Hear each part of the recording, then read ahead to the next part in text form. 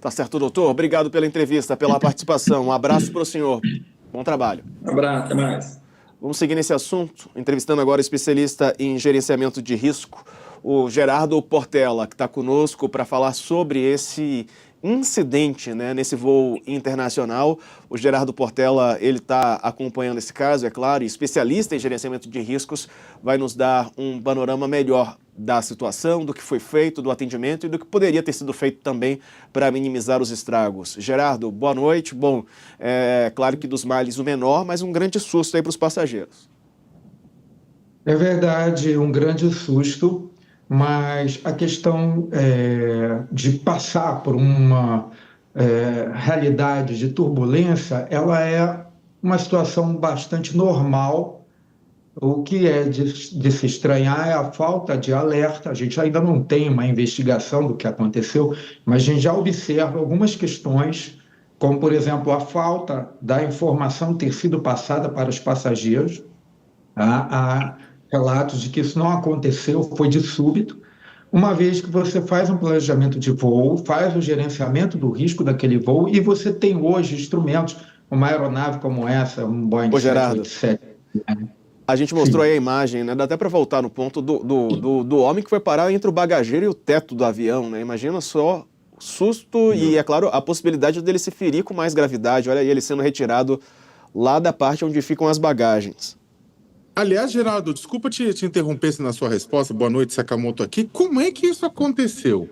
Como é que ele entrou lá no bagageiro? E isso aí eu não entendi ainda, e acho que quase todo mundo que também acompanha o UOL está curioso. Eu sei que é trágico para quem está envolvido, né? Mas como é que a pessoa conseguiu aconteceu isso com ele? Eu não consigo imaginar.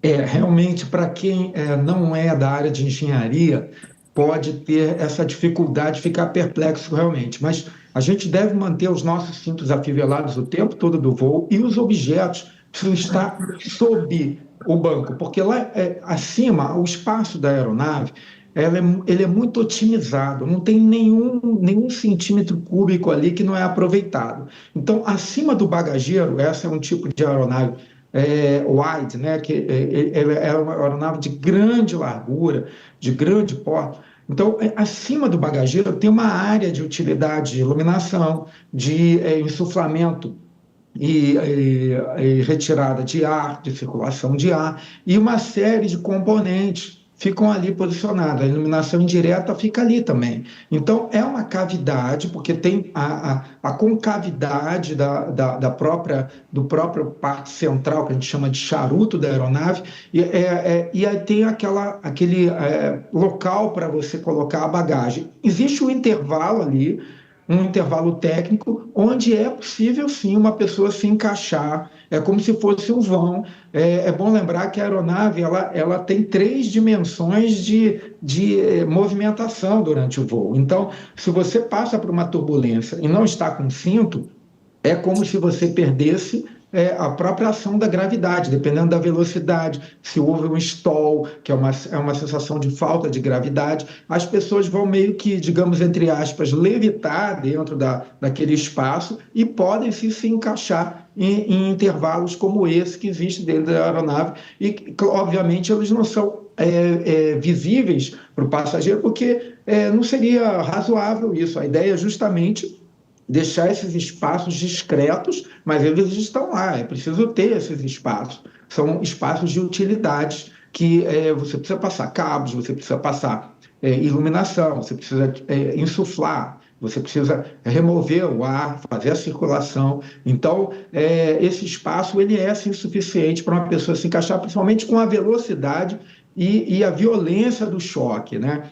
O que é estranho é não ter tido um aviso antes, durante o planejamento. Você sabe quando existe ali uma tempestade, você pode se desviar. Tanto que havia vários voos naquele mesmo horário, naquela mesma rota, que é uma rota muito, muito, muito congestionada. Então, por que esse voo passou por isso e os demais não? Provavelmente, só uma investigação vai mostrar isso, houve alguma falha ou no gerenciamento do voo, que não desviou ou não percebeu e não avisou ao pessoal que ia passar por uma turbulência crítica como essa, ou então alguma falha no próprio equipamento que não conseguiu dar conta do gerenciamento do voo e levou a aeronave a alguma instabilidade de voo que provocou uma turbulência desse porte. Às vezes as pessoas pensam que é turbulência por causa de uma tempestade, e às vezes pode ter sido uma falha de voo mesmo, onde a aeronave pode ter passado por um stall, e só a investigação com os dados de caixa preta é que podem realmente fechar a questão sobre o que aconteceu ali para que aquelas pessoas ficassem alojadas numa posição tão inconveniente na aeronave. A minha recomendação técnica é que, para todos, e é o que eu faço, sempre manter o seu cinto apertado, só remover mesmo para ir ao banheiro ou se movimentar na cabine, e os equipamentos todos que você está usando, deixá-los abaixo do banco da frente. Porque num caso como esse, se você tem algo pesado nos seus pés, ele vai voar no seu rosto. E se você está comendo, você tem que se livrar, mas observe que a comida vem toda em materiais pequenos. Agora, se você tem algo pesado e coloca no seu pé, não coloca abaixo do banco da frente, você está sujeito a levar um golpe desse equipamento, uma máquina fotográfica grande, um notebook, direto no seu rosto. Então, essa é uma situação em que nós devemos nos precaver. E é para isso que o alerta é dado. O comandante deve avisar: vamos passar para a área de turbulência, manter-nos com os seus afivelados até a segunda ordem. Infelizmente, não há registro disso. E mesmo se não houver esse aviso, né, é importante que as pessoas mantenham o cinto afivelado, porque num um imprevisto como esse, a pessoa está minimamente protegida. Gerardo, obrigado pela entrevista, viu, pela participação aqui conosco. Um abraço. Um abraço.